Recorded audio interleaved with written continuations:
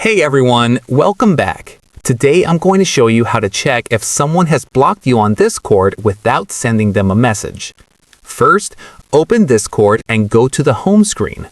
From there, click on the Friends tab. Next, select Add Friend. Now, type in the person's Discord username and tag exactly as it appears. Then, click Send Friend Request.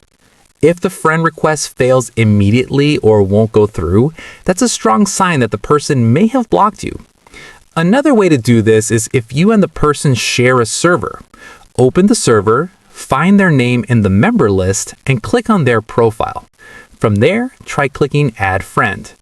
If the request doesn't send or you get an error, that's another indication that you may be blocked.